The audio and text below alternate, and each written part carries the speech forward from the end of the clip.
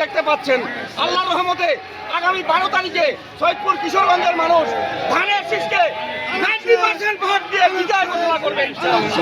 ধানের শীষ, ধানের শীষ।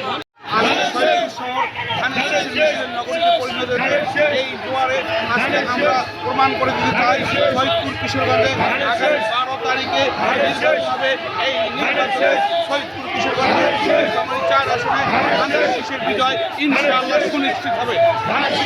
ধানের শীষের আপামর মানুষ ধানের শীষের পক্ষে এবং সারা বাংলাদেশে আজকে সারা বাংলাদেশে আমরা দেখতে পাচ্ছি যে ধানের শীষের ক্রিয়া খুব সঠিক সারা বাংলাদেশে ধানের শীষের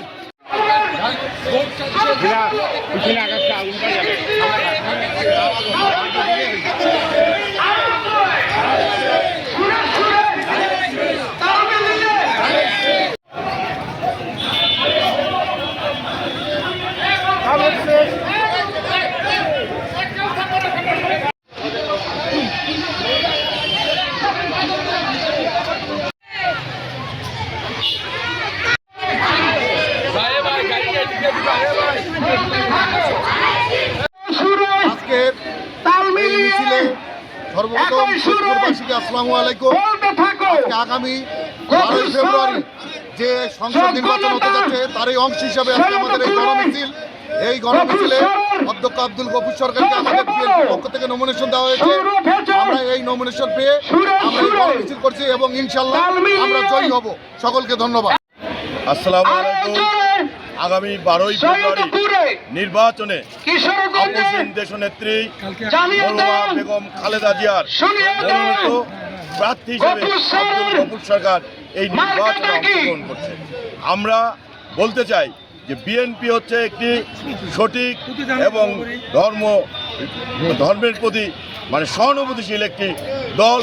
এই দল আগামী দিনে যদি রাষ্ট্র ক্ষমতায় আসে অন্ততপক্ষে আমরা জোর গলায় বলতে পারি যে সৈয়দপুরে কোনো চাঁদাবাজি, দখলবাজি, হুকুমবাজি, সন্ত্রাসী কোনো কার্যক্রমের কোনো স্থান সৈয়দপুরে থাকবে না।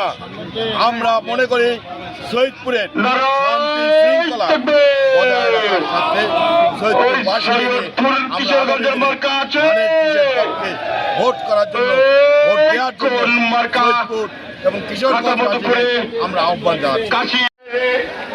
কিশোরগঞ্জের যুব দলের, ছাত্র দলের, শ্রমিক দলের, কৃষক দলের, মহিলা দলের ধানের শীষ,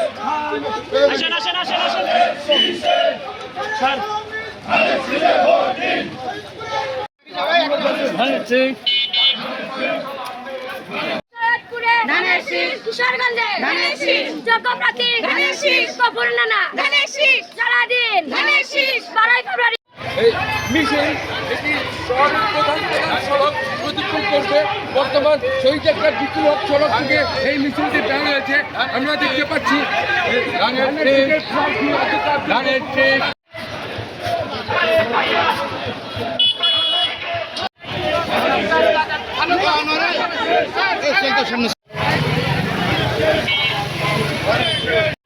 আপনার খাবারে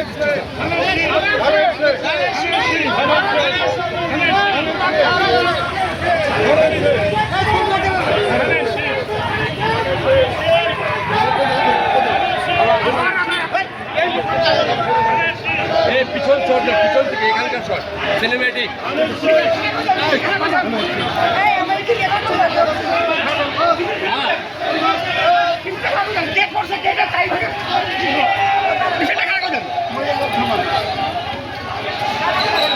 জাতীয়তাবাদী পরিবারের সবাই এখানে যারা উপস্থিত রয়েছেন সকলেই আমাদের জাতীয়তাবাদী পরিবারের লোকজন।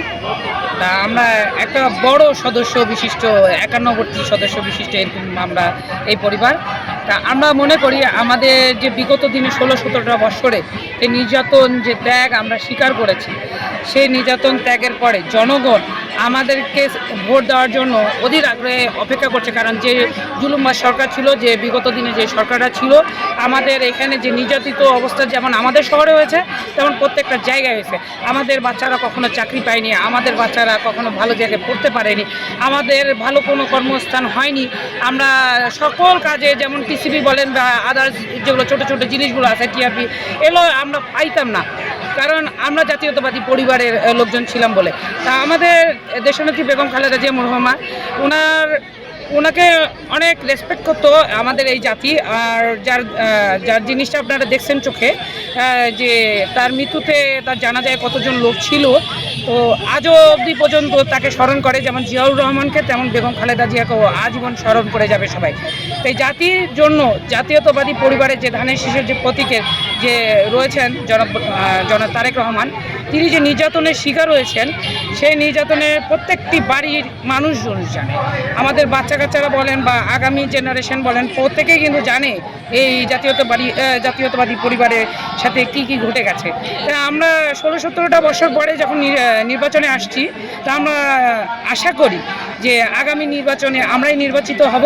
কারণ আমাদের যে জনসমর্থন আমরা বাড়ি ডোর টু ডোর যে আমরা দেখছি, তা সেই হিসেবে আমরা সকলের কাছেই আশ্বস্ত হচ্ছি যে আমাদের জাতীয়তাবাদী পরিবারকে তারা ভোট দিবে এবং আগামী দিনে দেশনায়ক তারেক রহমান দেশকে শাসন করবেন এবং দেশকে আগামীতে যে নীলফামারী 4 আসনে কেমন সমর্থন বা কেমন সাড়া পাচ্ছে, আসলে মানে ভোটারদের থেকে কেমন সাড়া পাচ্ছে আপনাদের আমাদের গফুর স্যার আর কি কেমন সাড়া পাচ্ছে? আমার জানা মতে আমি নীলফামারী 4 আসনে আপনার সৈয়দপুর কিশোরগঞ্জে আমি জেলা মহিলা দলে যেহেতু আছি, আমাদের প্রত্যেকটা ইউনিট রয়েছে, আমরা প্রত্যেকটা জায়গায় যাচ্ছি।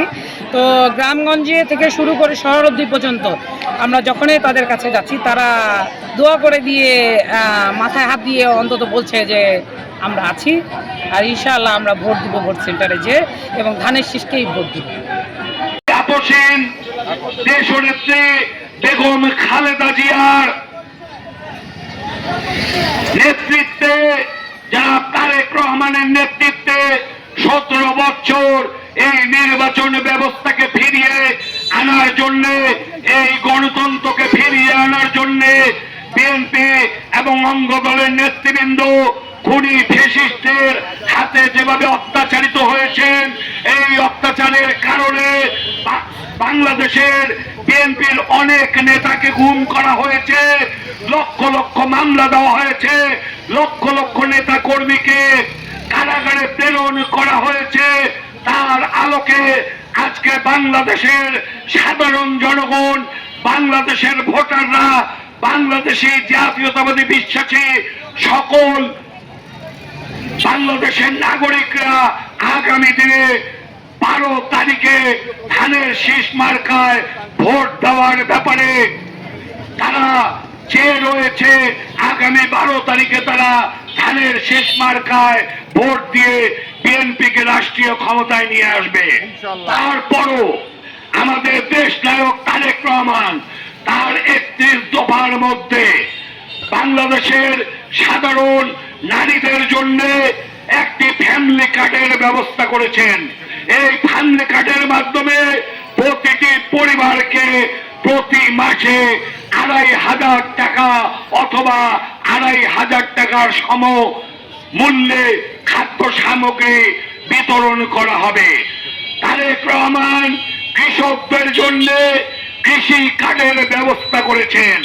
এই কৃষি কার্ডের মাধ্যমে বাংলাদেশের সকল কৃষক, সেই কৃষক পুরুষ হোক বা কৃষানি হোক, তার নামে যে কৃষি কার্ড দেওয়া হবে, সেই কার্ডের মাধ্যমে সমস্ত কৃষকের কাজের জন্য যে সারের প্রয়োজন হয়, যে কীটনাশকের প্রয়োজন হয়, যে ধরনের টাকার প্রয়োজন হয়, সেই সমস্ত জিনিস বাংলাদেশের কৃষকদেরকে দেওয়া হবে।